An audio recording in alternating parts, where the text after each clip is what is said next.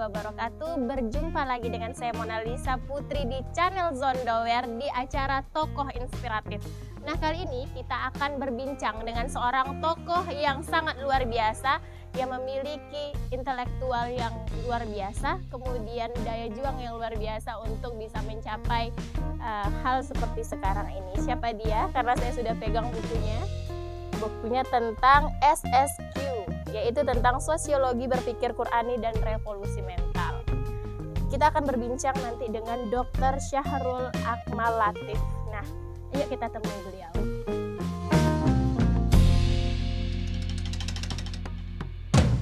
Assalamualaikum warahmatullahi wabarakatuh. Ya. Iya, alhamdulillah. Sepertinya dalam aktivitas. Iya. Ya, Bagaimana kabarnya, Pak? Alhamdulillah baik, sehat semua. Semoga kita dalam keadaan dilindungi Allah dan kondisi aktivitas ya sehari-hari. Kalau hari libur kita ada job samping. Menyelamatkan investasi hobi. Oke, menyelamatkan investasi hobi. Iya. Nah, kami datang ke sini, sahabat-sahabat tokoh inspiratif, ingin sekali mengetahui, kemudian mengorek lebih banyak mengenai Bapak. Oh ya. Sebagai seseorang yang menjadi inspirasi saat ini. Iya, ya ke saya biasanya kegiatan itu full time ya, dari Senin sampai Jumat di kampus. Sabtu itu kadang-kadang saya di Pasca ngajar, kadang-kadang di rumah, kadang-kadang saya mancing, kadang-kadang saya melakukan kebersihan rumah ya, sambil berolahraga ya, mengisi waktu ya. Oke, sambil berolahraga mengisi waktu. Nah, teman-teman semua, sebelum kita bahas tentang keseharian dan pribadi dari tokoh inspiratif kita kali ini, kita akan perkenalkan terlebih dahulu tentang Bapak Dr. Syahrul Akmal Latif. Bapak dokter adalah seorang dosen Universitas Riau, Islam Riau, kemudian lahir di Kota Tengah, ya betul Pak? Kecamatan Kepenuhan Rokan Hulu, tepatnya di tanggal 7 April 1973. Iya. Oke, dan beliau juga telah menulis beberapa buku. Buku apa saja itu Pak? Rokan Hulu berbicara, kemudian yang terakhir adalah buku ini. Kemudian ada buku lagi yang akan siap, yaitu Rekonstruksi Peradaban, lagi di proses editing. Rekonstruksi Peradaban. Ya.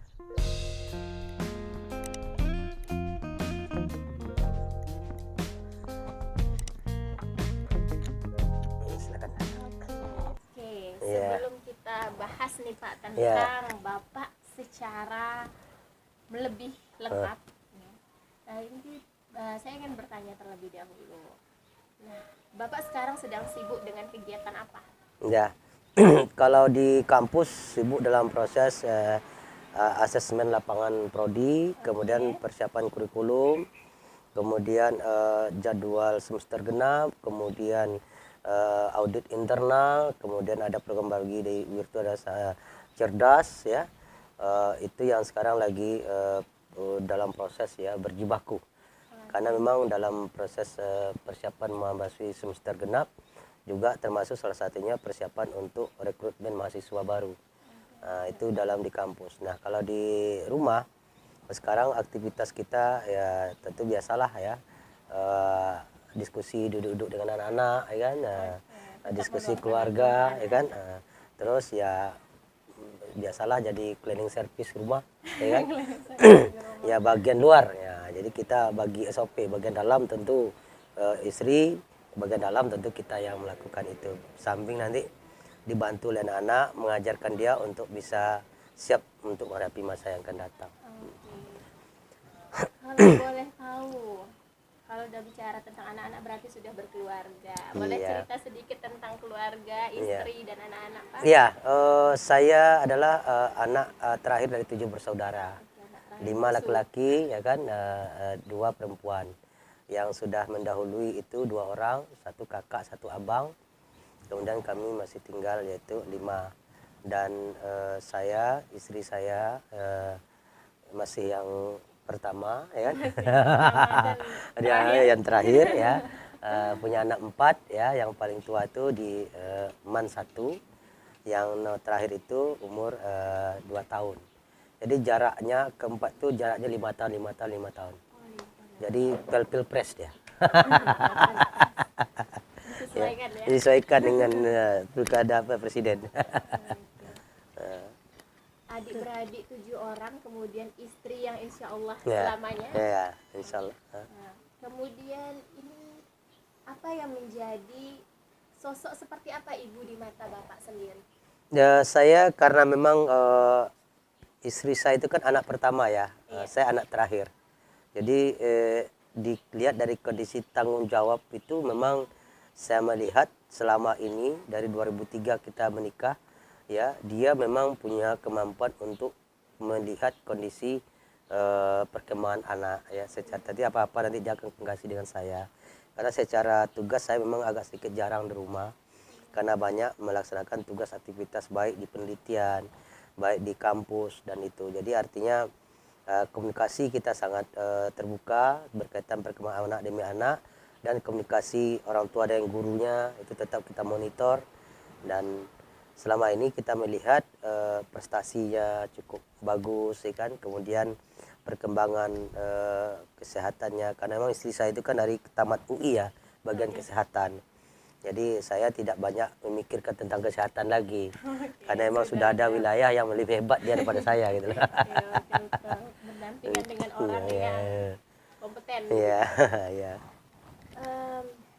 Kondisi bapak yang sibuk, kemudian harus juga memperhatikan istri dan anak, itu bagaimana bisa memanagenya secara baik?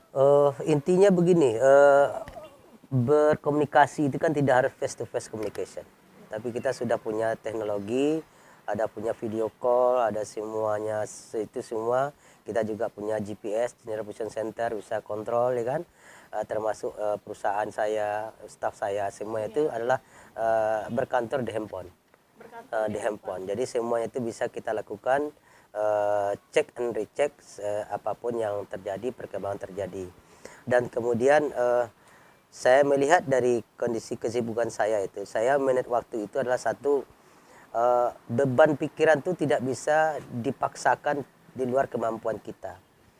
Kita harus menyediakan waktu, intinya ya punya ruang refreshing. Ya, jadi ruang refreshing itu ruang yang memang disediakan untuk melampiaskan segala unek-unek. Kalau saya biasa emosi ya, itu saya akan lampiaskan di olahraga. Sehingga setelah olahraga itu semua tadi yang emosional itu udah turun drastis. Nanti setelah itu ketawa-ketawa.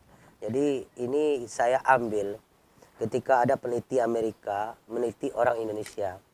Jadi orang Indonesia itu dari 24 jam waktu tersedia untuk hidupnya, dia wajib menyediakan waktu 2 jam untuk ketawa. 2 jam. Dilihat dari 6 indikator. Sebab satu, ekonomi, hukum, sosial, budaya, politik. Ya, dan dia ambil 6 daerah yang sangat padat kondisi kehidupan itu. Jadi ternyata memang ketegangan dalam berkompetisi di Indonesia itu sangat membutuhkan ada ruang refreshing. Tapi sayang, Indonesia punya ruang refreshing itu bukan mendatangkan kebahagiaan. Ya, kebanyakan mereka ruang refreshing itu pulangnya menderita. Pergi dia ke Ancol, dia naik halilintar, pulangnya nanti sakit kepala ya. Jadi tadi niatnya dah refreshing, pulangnya jadi malapetaka. Jadi salah rekomendasi refreshing. Salah setting refreshing. Jadi saya katakan refreshing itu tidak membawa anak kepada sesuatu yang membuat dia tidak nyaman, tapi refreshing membuat anak di mana dia happy. Maka kita butuh menempatkan tempat-tempat refreshing. Nah, kalau saya refreshing dengan anak saya itu kadang-kadang saya bawa olahraga ya, karena memang saya orangnya dari dulu olahraga. Terus saya buat nyanyi karaoke di rumah ya kan. Kemudian saya buat bercanda-bercanda. Artinya saya tidak punya gap yang sangat jauh dengan anak. Anak itu sangat diberi kesempatan untuk berdialog dengan saya. Berdialog ya, berdialog. Apapun yang ingin idenya, kita akan cepat respon, kita akan berikan dia jawaban. Bahkan saya tantang. Ya, kalau Anda punya niat, mampu, silakan. Biaya saya tanggung. Gagal itu tidak masalah. Gitu lah. Tidak masalah gagal, tidak yang masalah. penting Mau mencoba. Oke. Sekarang Bapak sudah bisa dikategorikan sebagai tokoh yang menginspirasi. Ketika ini kita kan mau menggali masalah lebih dalam tentang Bapak, keseharian Bapak seperti apa, kemudian masa lalu Bapak seperti apa. Nah, ketika di masa-masa sekolah, nah, Bapak itu sebenarnya sosok yang seperti apa? Iya. Saya dulu di kampung ya, di Kota Tengah itu, kerja kami itu kami orang petani. Iya. Jadi kalau jam 4 subuh itu saya menjala ikan dengan bapak. Nanti setelah menjala ikan, pagi sebelum sekolah saya jual ikan di kampung. Terus kalau hari Kamis itu kami pas pasar, hari Rabu itu saya pasti manjat sirih dan jual daun sirih hari Kamis. Jadi artinya kami di keluarga orang tua karena kondisi tidak kaya, itu dipaksa untuk mandiri, untuk mendapatkan, untuk membantu. Tapi saya merasakan tempaan itu membuat saya kuat hari ini. Jadi artinya orang tua saya bilang, saya sebagai orang tua tidak pernah meninggalkan kalian harta.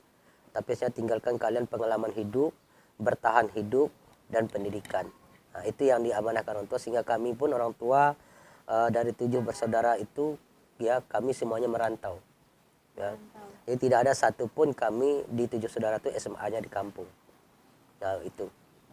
Dan itu menjadi inspirasi. Dan sistem kekeluargaan kami itu dididik oleh orang tua, itu sangat solid ya.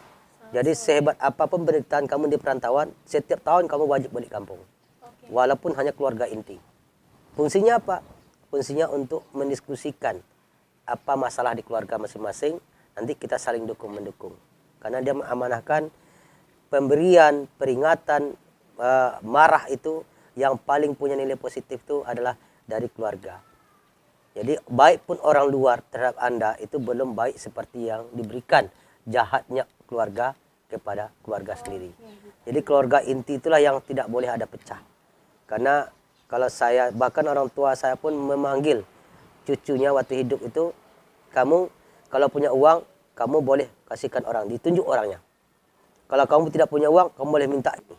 Ini orang yang boleh kamu minta uang. Selain itu kamu nggak boleh minta. Jadi dibuka ruang bahwa hubungan keluarga itu hubungan tanpa batas.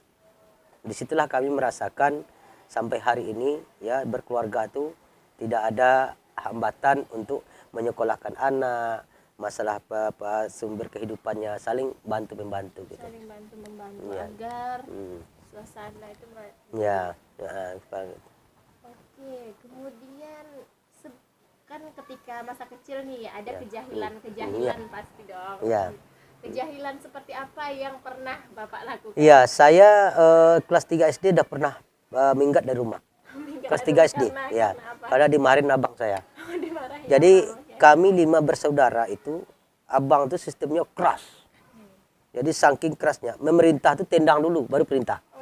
Begitu sulitnya mendeteksi kekerasan itu. Sehingga kami 5 itu memang tipikal. Silakan tanya kepada kakak ipar kami, ya. Itu semuanya mengaku sama. Jiwanya keras. Keras karena memang didikan dari awalnya keras. Nah, tapi dalam kekerasan itu kami tidak pernah melakukan tindakan yang menyimpang. Jadi keras itu adalah untuk membentuk mental. Dan saya juga merasakan, baru hari ini saya merasakan didikan keras itu sehingga saya bisa berjuang di perantauan itu. Saya hanya SMP saja di kampung. Hanya SMP. SMA saya sudah di Medan, ya.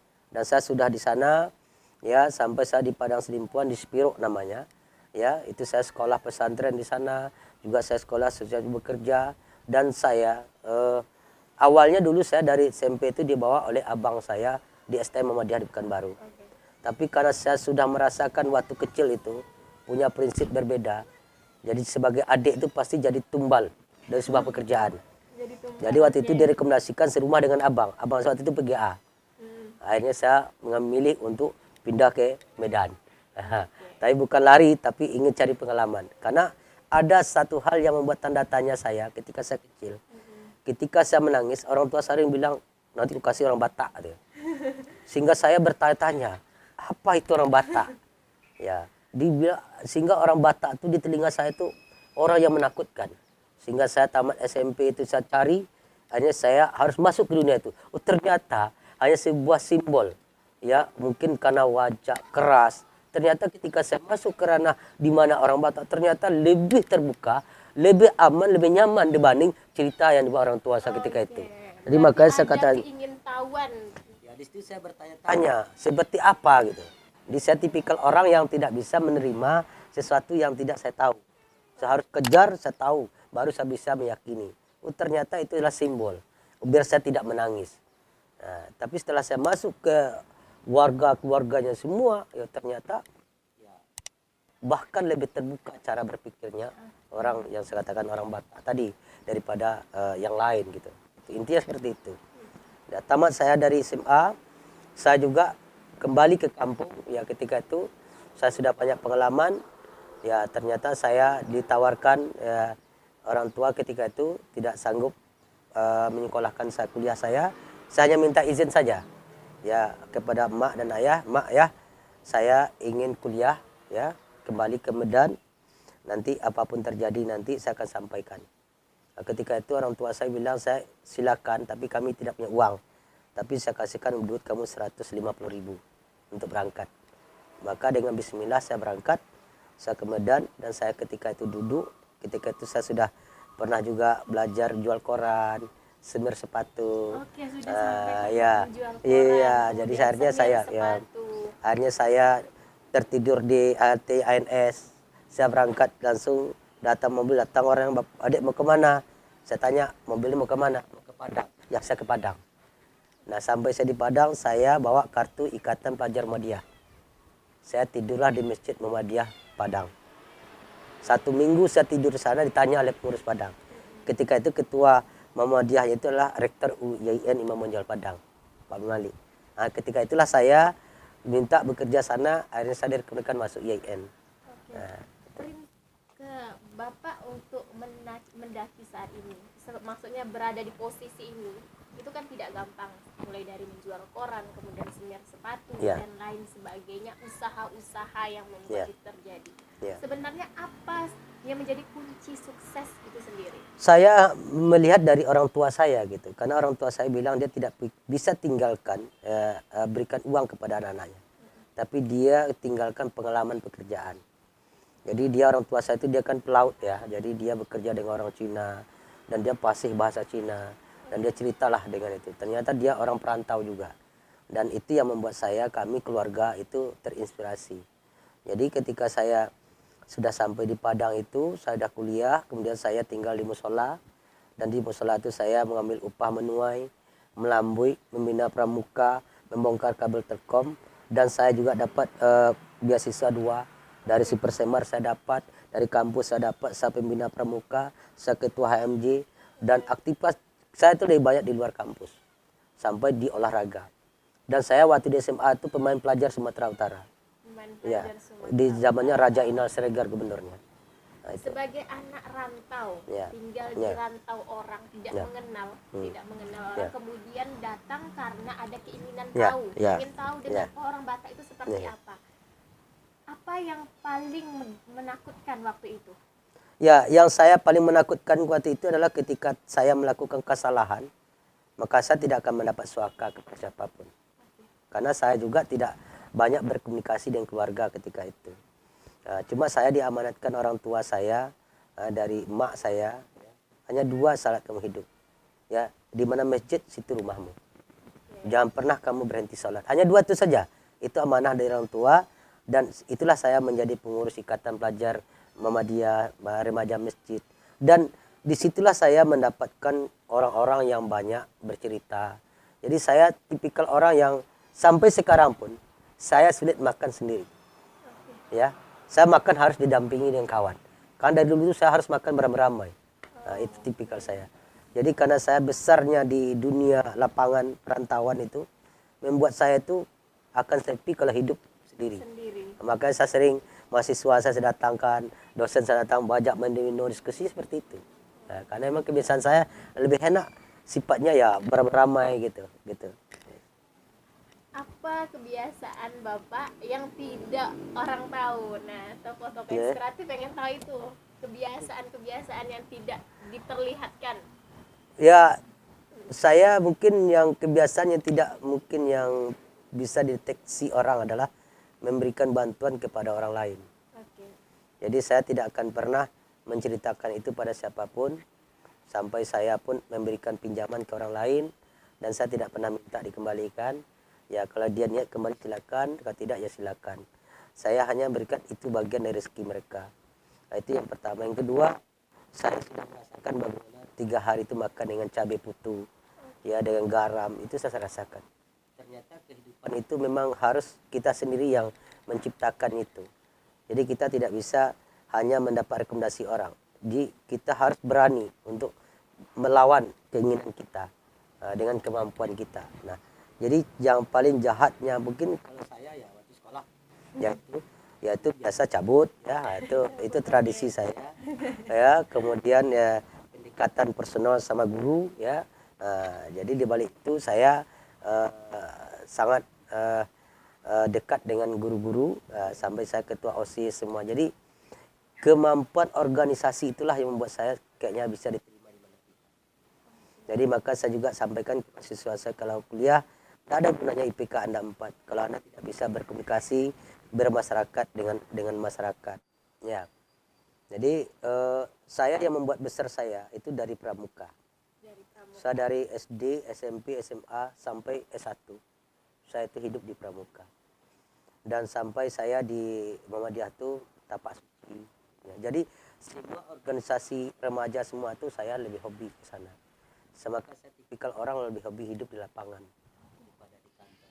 Berarti IPK tinggi itu tidak menjamin kesuksesan seseorang. Iya. Di dunia sekarang, dunia yang bisa menghasilkan produk. Produk itu adalah personal skill. Nah, skill itu tidak bisa ditransfer, tapi dikuasai, dipelajari, dan dibongkar pasang. Nah, itu yang penting. Karakter apa yang sebenarnya harus dimiliki agar kita tuh menjadi orang sukses? Pertama adalah jangan sempat patah hati. Saya katakan, gagal itu bukan nasib. Gagal itu perencanaan yang tidak matang.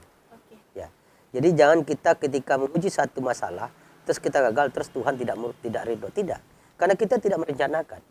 Jadi saya katakan, rencanakan sesuatu yang kita bisa lakukan. Ada dua. Satu, kita punya modal sendiri dengan ilmunya.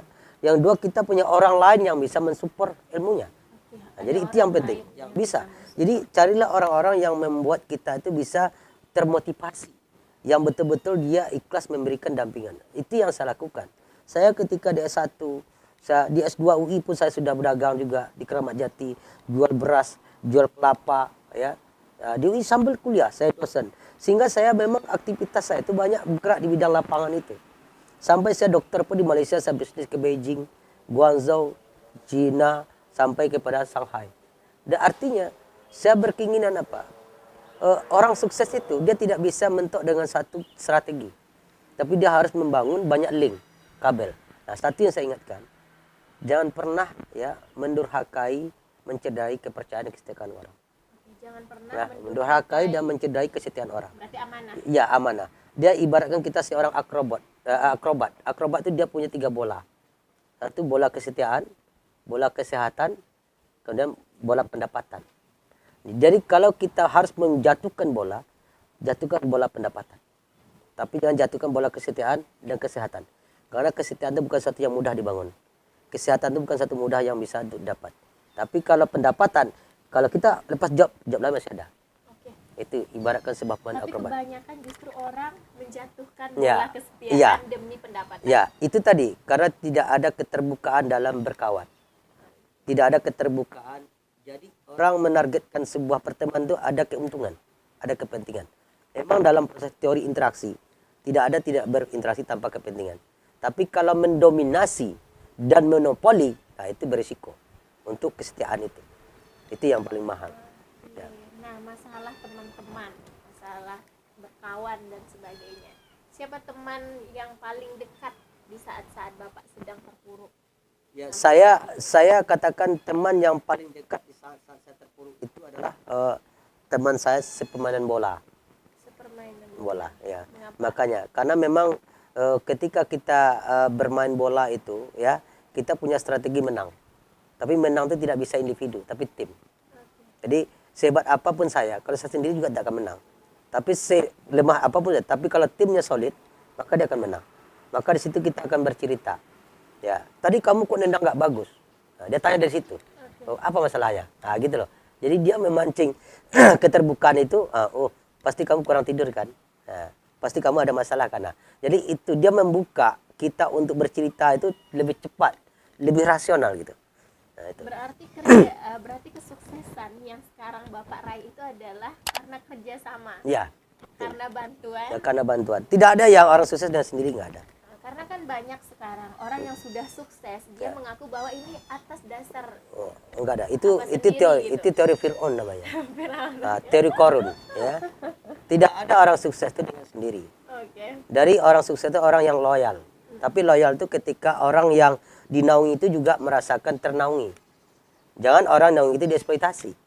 Itu membuat orang banyak tidak sukses. Jadi saya katakan ketika kita punya pendapat, punya berlebih, tidak ada alasan kita untuk tidak berbagi. Justru itu salah satu kompensasi dari kesetiaan. Jadi jangan kita hanya hidup mencangkir saja. Sekali juga mencari. Jadi saya katakan dalam rezeki kita dapat. Ada sekian persen hak orang lain. Nah, hak orang lain itulah yang mendatangkan rezeki berikutnya. Nah, sekarang kenapa kita tidak lakukan itu? Dan sampai sekarang, saya juga termasuk orang yang saya katakan, silakan nanti bertanya dengan siapapun, ya, dimanapun kenal dengan saya. Pasti saya orang yang paling bodoh dengan uang. Oke, kenapa begitu? Karena saya memang tidak pernah berpikir bagi saya uang itu akan datang sendirinya. Selagi saya punya uang, insya Allah saya berniat, saya tidak akan pernah mau dibayar. Tapi niat saya harus membayar. Karena tipikal kita adalah memberi itu lebih mulia daripada menerima. Berarti sudah tentang mental di Ya, sini. ya mental. Mental seorang pemimpin. Ya, harus seperti itu. Toh tidak miskin kok. Tidak, alhamdulillah tidak miskin. Ya kalau miskin diukur dari kebutuhan ya. Tapi kalau miskin dihitung dari high class dengan mati itu saya tidak masuk tahu. Karena bagi saya hidup itu hanya happy life, happy job. Ya, apa yang saya minta ada pembeli. Nah, Tokoh apa yang paling? Tokoh ini kan banyak nih tokoh. Nah, tokoh Riau, adakah tokoh dari Rokan Hulu yang menginspirasi Bapak? Yang sangat menginspirasi. Saya berpikir tokoh yang dari Rokan Hulu itu dulu pernah saya mengenal sosoknya Bapak Anwar M. Ya, saya termasuk orang pendiri Ikatan Keluarga Rokan Hulu Jakarta. Sama dengan Pak M. Rizal Tambusai, Bapak Bang Marjeni, ya, nanti kami dulu. Itu. Yang kedua, saya melihat tokoh inspiratif karena memang Rokan Hulu itu kan baru kabupaten baru ya. Ya, yang saya melihat tentulah tokoh-tokoh yang banyak membangun infrastruktur dari kampung. Dan hari ini saya belum bisa mengatakan mendapat tokoh yang betul-betul yang saya anggap punya inspiratif yang kuat untuk Rokan Hulu. Kenapa saya katakan? Karena memang itu mungkin buah karya dari politik juga, sehingga kita sulit mencari putra-putra daerah itu yang betul-betul bisa seperti Pak Arwin, kan, seperti Pak Rusli Zaina, seperti apa namanya yang kelompok lain lah yang mengatakan ketika nama dia itu disebut orang masih menceritakan kebaikannya gitu loh. Sekarang kalau kita cerita siapa tokoh Raul itu pasti orang banyak cerita tentang kelemahannya. Artinya saya merasakan bahwa waktu dia mimpi itu dia gagal. Bagaimana kita cerita seperti kasusnya sekarang Azwar Anas yang Gubernur Sumatera Barat sampai sekarang masih diakui. Ya, kita cerita bagaimana Raja Inal Siregar. Ya. Jadi artinya tokoh-tokoh ini kapanpun dia akan menjadi sebuah catatan positif bagi generasi berikutnya, bukan catatan negatif. Nah, tapi ketika kita melihat banyaknya para tokoh-tokoh tadi masuk kerangkeng, masuk penjara, itu semua kebaikan dia hilang. Itu yang katakan, selagi masih ada itu berada pada zona itu, kita juga kesulitan melahirkan tokoh yang betul-betul bisa membuat sebuah sejarah itu enak untuk dibaca. Gitu. Sejarah itu enak untuk dibaca. Ya. Ada momen apa yang pernah membuat Bapak hampir putus asa? Saya momen yang terakhir itu adalah ketika saya 2 kali ya. Ketika saya mau wisuda S2 UI, bapak saya meninggal. Ya. Momen yang ketiga itu ketika saya mau wisuda S3 di Malaysia, bahkan saya menunda wisuda itu karena ketika itu mak saya sakit, ya kan? Jadi saya menunggu dia sehat. Saya tunda wisuda itu, tapi pas ketika wisuda itu datang, akhirnya mak saya juga berangkat. Sehingga saya juga gagal menghadirkan dia untuk bisa mendampingi saya. Sehingga apa yang saya dapatkan sekarang itu dia tidak bisa menikmati. Menikmati. Tapi saya tetap akan mendoakan, menginfakkan segala yang untuk mereka. Tapi rasanya sangat ada beban yang selama ini saya ingin bahagiakan dia, tapi akhirnya saya harus hanya menyampaikan doa dan sedekah. Tapi itu merupakan sebuah sedatan hidup. Yang kedua, yang membuat saya happy hari ini, jujur saya katakan, saya sekolah dari SMA sampai dokter itu biaya sendiri. Biaya sendiri, mandiri. dari Mandiri. awal. Jadi artinya keluarga saya hanya menyampaikan doa, ya. Sampai waktu wisuda S1 pun saya rental mobil dari Padang, saya bawa wisuda. Bahkan ketika itu orang tua saya tanya, "Saat itu kuliah di mana?" Dia tidak tahu. Dia bilangnya kuliah di Padang. Dari mana kamu nggak pernah tahu. Ya, gitu. Modal ya. kesuksesan Ya, itu ini sebenarnya ya. apa yang Bapak Iya. pegang? Jadi saya katakan saya hanya dia butuh hasil. Biar dia tidak beban pikiran dengan saya, dengan apapun saya lakukan. Tapi saya juga katakan, sejak dari S1 sampai S2, S3, saya tidak pernah membawa harta saya. Di semua harta saya miliki saya hibahkan, saya hanya bawa ijazah saja. Tapi saya di sana tuh, alhamdulillah, sekolah yang pernah saya nikmati dari SMA sampai S3, saya tidak pernah namanya kekurangan uang. Oke, tidak Pernah kekurangan namanya uang. kekurangan uang. Padahal dalam kondisi Ini keluarga yang tidak pernah biasa-biasa tidak saja. pernah membiayai. Oke. Tapi karena mitra kerja itu semuanya ada. Tapi saya sekarang kan sampai di Malaysia pun sekarang saya punya TV, kulkas semua saya hibahkan. UI saya punya semua saya hibahkan. Saya hanya bawa ijazah saja. Dan tipikal saya open house. Ya, sampai sekarang pun saya 8 tahun saya di Pasca, saya tidak pernah pegang kunci Pasca. Kunci ruang saya. Dekan pun saya nggak pernah. Saya tidak pernah menutup pintu saya. Saya open house, silakan. Kenapa open house? Sangat open Ya, house. ya, karena saya katakan saya butuh orang komunikasi. Saya tidak membangun kediktatoran kepimpinan. Saya ingin adalah pemimpin yang orang lapangan. Karena itu yang membuat saya nyaman. Ketika dia cerita tentang keluarga dia, cerita tentang sumber dia, saya mungkin punya ide. Atau kalau saya punya, saya akan bantu. Itu yang membuat saya. Sekarang ini kan sering ya Pak, kalau misalnya kita orang-orang yang menengah ke bawah itu selalu takut untuk sukses, takut berbicara tentang kesuksesan karena menganggap dirinya itu tidak mampu untuk sukses. Ya. Karena selalu berpikir kalau tidak ada uang bagaimana mau sukses. Sebenarnya apa yang jadi permasalahan untuk sukses sendiri? Saya katakan dia melihat sukses itu seperti yang apa yang mereka lihat orang itu sekarang. Iya, betul. Tapi dia tidak pernah membaca rekam jejak kenapa dia sekarang. Jadi kita tidak bisa sukses yang instan. Tidak ada sukses. Kita sukses berproses. Jadi kalau kita mau menjadi orang yang sukses itu, kita juga mengukur referensi sukses itu siapa. Jadi jangan kita sukses melihat Sandiaga Uno, melihat Yusuf Kala. Mereka itu sudah tungkus lumus dari awal. Dan mereka apapun badai, mereka siap. Karena berbagai cobaan sudah dilalui. Nah itu dikatakan sukses. Jadi kita jangan melihat orang OKB, orang kaya baru. Itu sukses itu karena subsidi orang lain. Tapi sebenarnya dia tidak mampu. Hanya kekuasaan yang melekat yang membuat dia sukses. Otoritas dia, kabel dia. Tapi semua kesuksesan dia ambil itu bukan kemampuan dia. Tapi suplemen dari orang lain. Dan itu tidak akan pernah kekal. Cepat atau lambat dia akan hancur. Gitu. Saat ini siapa yang di belakang layar yang sangat mendukung Siapa? Bapak? Siapa ya? Saya Sosok yang sangat mendukung saat ini. yang paling sangat mendukung sosok ini adalah anak saya. Oke, anak. Oh, ya. Kenapa? Ya karena dia selama ini kan saya membuka komunikasi. Dia sering membaca. Karena dia kan agak kesulitan. Ya, kesulitan ayah saya itu kok sok sibuk kali gitu. Sampai nanti meeting jam 3 subuh. Terus pagi udah bangun. Dia bingung itu fisiknya bagaimana gitu. Sampai saya juga dikatakan ya kok di usia 47 ini kok sprint bolanya seperti usia. Karena saya katakan tidur itu bagi saya bukan lama, tapi kualitas. Nah kualitas tidur itu tergantung memori otak. Tapi kalau memori otak itu banyak masalah, dia tidak akan bisa tidur. Tapi memori otak tidak ada masalah, maka dia akan cepat tidur. Dan saking hebatnya saya bisa tidur berdiri.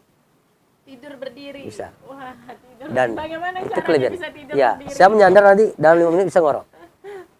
Nah, jadi saya paling tidak boleh ketemu kepala dengan bantal. Oke. Kalau ketemu 5 menit langsung ngorok. Jadi 10 menit itu. ya. 5 menit langsung bangun lagi fresh. Karena biasanya orang sukses itu justru susah tidur. Oh ya, karena dia banyak menyulitkan orang lain. Menyulitkan Oh, orang ya, lain akhirnya ya. susah tidur. Ya. Oke. Jadi ketika orang lain disulitkan, orang banyak doa kita jangan tidur gitu loh. Oke. Jadi ketika kita mempermudah ke orang lain, orang juga kesulitan ya mencari waktu kita untuk tidur. Jadi jangan-jangan saat ini orang-orang sukses yang susah tidur itu karena menyulitkan orang lain. Iya, karena menyulitkan orang lain itu.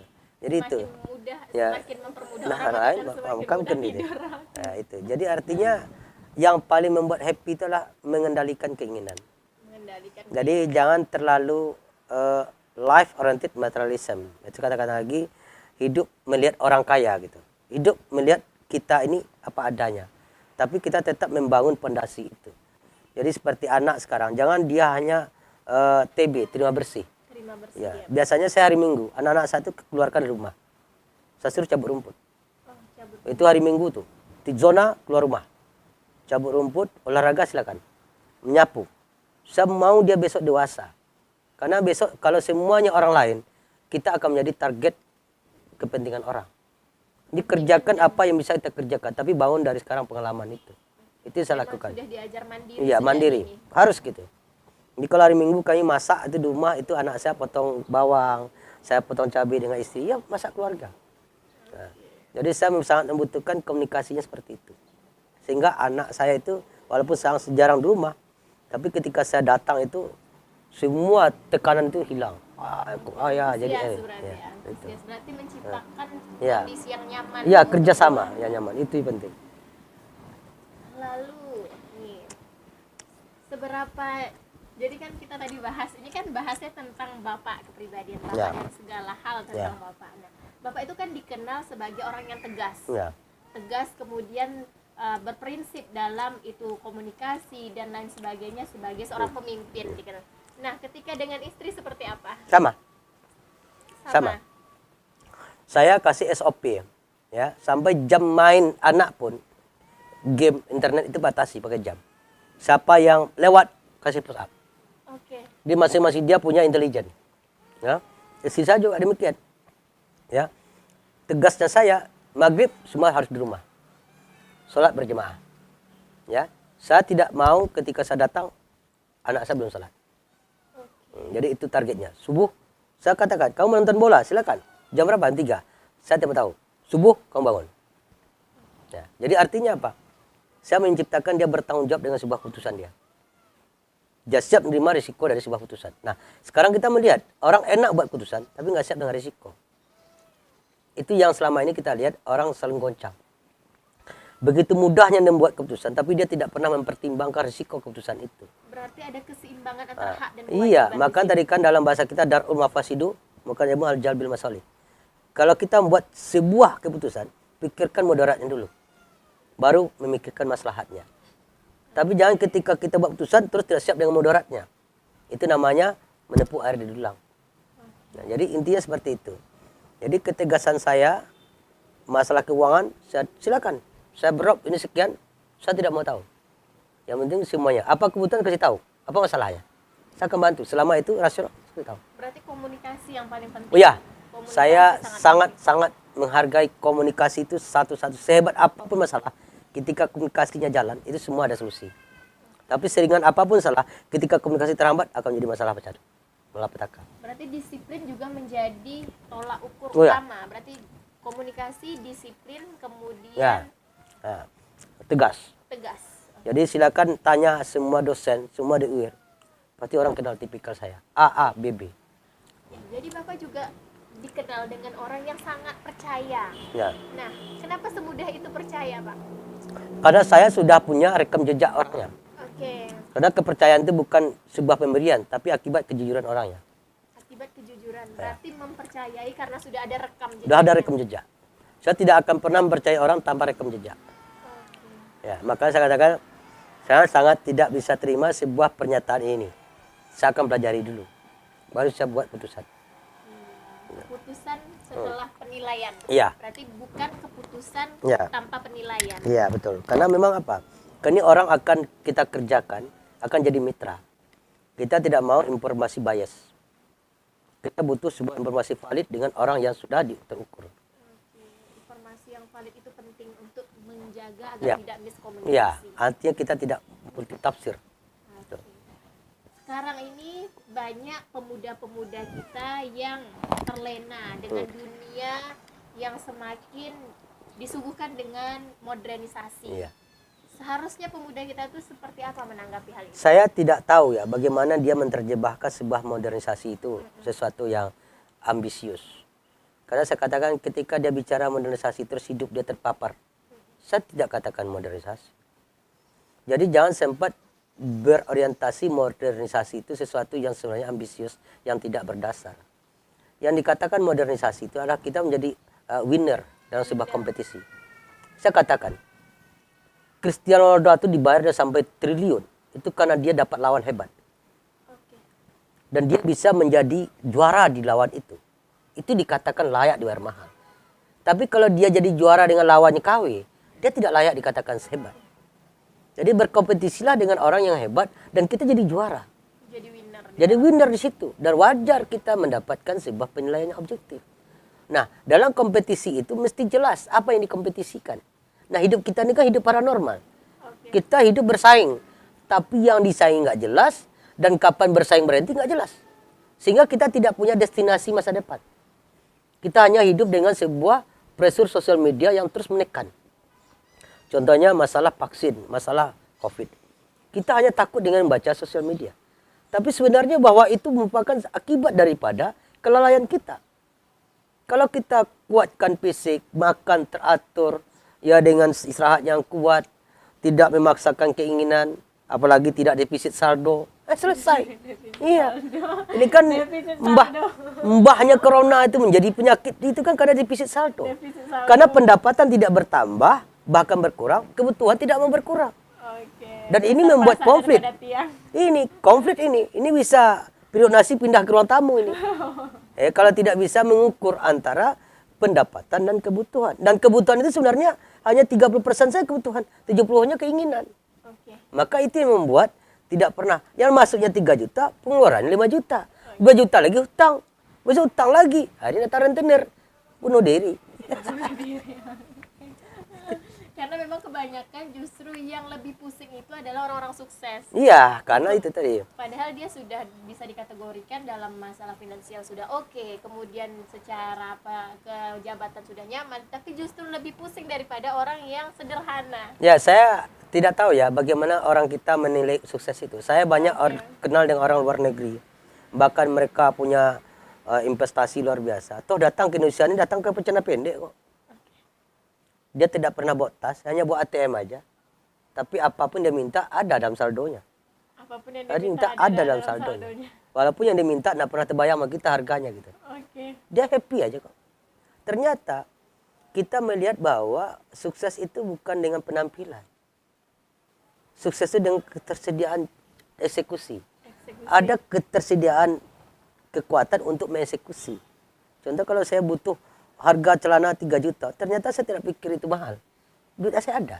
Berarti bisa itu. Jadi jangan kita melihat orang kaya itu mobil itu bank semua kok, kredit semua. Kredit semua. Ambil mobil semua, berapa persen orang punya mobil kredit semua.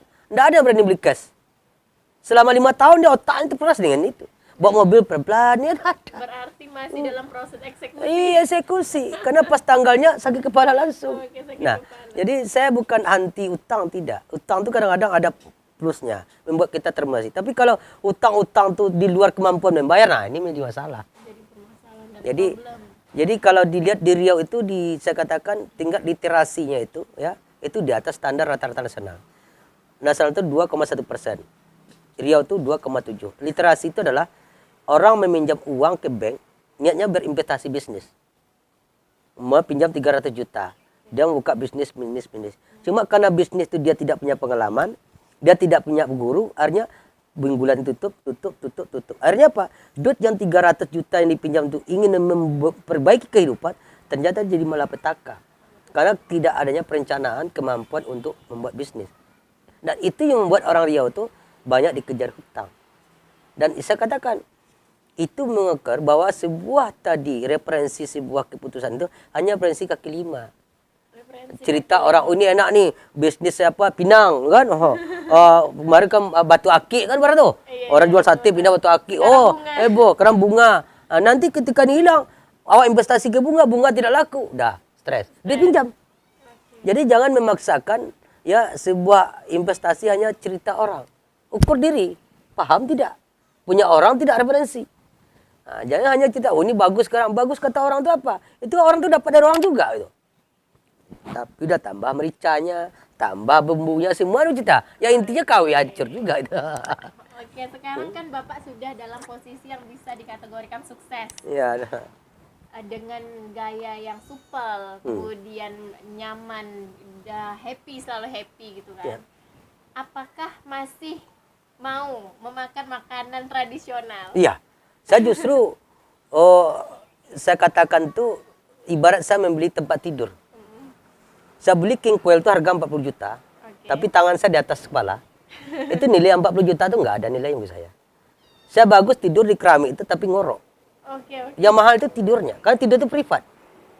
Jadi saya makan pucuk ubi, makan sambal terasi, pakai teri, tapi berkeringat. Itu lebih enak dibanding saya makan Pizza Hut, sakit perut, bayar mahal. Tapi yang perlu sekarang pencitraan. Ya itu pencitraan. Berarti Jadi jangan pencitraan. semua proses pencitraan itu membuat kita teralinasi dari kehidupan kita. Jadi cacing saya protes, ini bukan makanan pokok saya. Kan dia protes, saya mencret. Nah, Berarti Pak Syahrul iya, anti iya, pencitraan. iya, anti pencitraan. Anti Saya tidak bisa saya. Karena saya paling anti. Saya berapa kali media katakan, ya, saya tidak perlu mau Anda liput silakan, tidak. Saya nggak perlu dengan Anda, silakan, tidak. Saya tidak mau. Oh, Bapak anti wawancara, silakan wawancara. Tapi kalau Anda punya kepentingan, out sudah. Saya hanya melihat hidup saya apa. Silakan orang nilai. Saya tidak mau dipoles. Apa adanya aja gitu. Apa adanya saja. Nggak perlu dipoles. Lihat, gitu. kenali saya Iya, dengan kenali apa saya. adanya. Dekati saya. Tapi harus kuat fisik gitu. Karena hidup itu hanya sisi. Tapi itu tadi saya bisa mencuri tidur. Yang lain itu tidak bisa. Itu kelemahannya gitu. Mencuri tidur, kemudian disiplin, kemudian nono pencitraan. Anda ada pencitraan. Ya, silakan saja. Hidup Gitu. apa adanya, nyaman sekali Iya, ternyata. iya, karena orang kadang-kadang ya, Bapak bajunya kayak gini. Yang pakai kan saya. Nah, silakan Anda nilai saya orang feodal kayak mau orang tradisional. Yang penting saya pakai. Sampai di rumah pun, penting saya bagi saya, nyaman bagi saya. Selama itu tidak begitu membuat diri saya jatuh. Nah, itu saja. Itu perbincangan kita yang luar biasa bersama dengan tokoh inspiratif Bapak Syahrul. Ya. Closing statementnya Ya, untuk perbincangan kita, Pak. saya menyampaikan, sisakan waktu Anda untuk berolahraga.